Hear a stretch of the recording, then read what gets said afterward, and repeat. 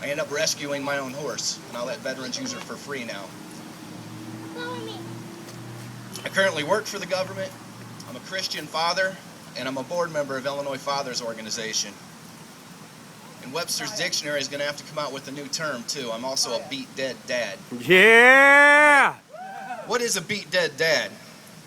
It's a dad that's tired of going to court. It's a dad that wants to be allowed to be an active part of his children's lives. It's a dad that's been dragged through the court system continuously. I divorced in 2008. I'm still going to court, constantly trying to fight just to see my kids and be a dad. I've been blocked for the last 2 years from taking my children to a Christian music festival. That was something that was a tradition with my family. Something I had my son doing before he was a year old. Beat Dead Dad's also a dad that financially supports his kids, his lawyers' kids, the judges' kids, and barely gets to see his own. That's what a Beat Dead Dad is. And hey, I got a shout out right now. I want some people to think about this one. We got a birthday today. I don't know if everybody knows that. President Obama's daughter turns 12 today. I hope he gets to see her. Yeah. My own daughter's going to be turning 12 pretty soon too. And I bring that up because I want to say this. I was deployed for 16 months during the war. I missed my little girl's first and second birthday. How many more birthdays do I have to miss? I'm sick of it. I am a beat dead dad. Amen. The veterans' divorce rate's much higher than divorce rate outside the military. I help veterans find employment right now. Common story keeps coming up when I'm talking to these veterans. I meet a lot of other beat dead dads. I met a guy who got an order of protection against him. He's only seen his son one time. The second time I met him, he was on a supervised visitation to meet his 10-month-old son for the second time. He's since given up on his son because he couldn't afford it anymore. He's remarried, got a couple other kids, great dad, but he just couldn't stand getting drugged through the court system anymore. Now, Illinois Fathers was started up by 3 fathers. That's why it's called Illinois Fathers. Not because we have anything against mothers. We believe that both parents are equally important in a child's life. It took 2 to bring them here. So there are dads out there that don't want to support their kids. I want to support mine. I want to be a part of their lives. I am a beat dead dad. We support all non-custodial parents. All of them. And grandparents. I can't even imagine being a non-custodial mom, but I was lucky enough to meet one recently. I did my own court watch after I got done with my case, and there was a young lady that was sitting there. My ex-wife's attorney was going up against her too. I found out she had an order of protection used to change custody in her case against a mom. I told her, I said, you know, we have an organization that will support you. It's called Illinois Fathers, but you're a non-custodial parent, you need support. She's been on the website, she's following what we're doing, she likes what we're doing, and I'm happy that we're able to give her some help.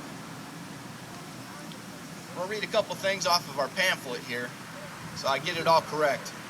Illinois Fathers is a network of non-custodial parents, grandparents, and friends striving for the education of legislators and court officials that will respect and support the involvement of both parents in their children's lives in the case of separation or divorce. Now that's important to me, that part right there. We have a guardian ad litem that jumps in a lot of times. We'll try to help the kids out, supposedly. But every time I hear in the best interest of the children, what I feel is, did this person just name their pocketbook the children? I'm tired of paying this. You know, I've spent 1 hour with my guardian ad litem in the last couple of years and a couple $1,000, and I barely get to see my children. So I'm a little bit fed up with that. But on the Illinois Fathers, we say we believe that absent compelling and supported reasons that a parent is unfit, the parent should retain all rights and privileges any parent should have. We believe this is in the best interest of our children, and children need both parents. Now, whenever we go through a divorce or a separation, we're told to go to Children's First. I've been to it a couple times. I'm actually trying to get Children's First to support, in Peoria County anyway, to support Illinois Fathers and just put our flyer in their pamphlets, or in with all the pamphlets. It's a little rough. They say, well, is that a anti-mom thing? No, it's not. It's a pro-parenting thing. We are pro-shared parenting. We support shared parenting. and we should be allowed to be in there. So I'm still working on that one. But whenever you go through that Children's First, you learn things to do and not to do during your divorce, during your separation, because you want to keep the children first. I swear sometimes there's people taking notes going, oh, I'm going to use that one. Oh, I'm going to use that one too, and do all these things that are a negative impact on the children. We need to have more people teaching guardian ad litems, teaching during Children's First about parental alienation and how it is abuse, how it hurts the children.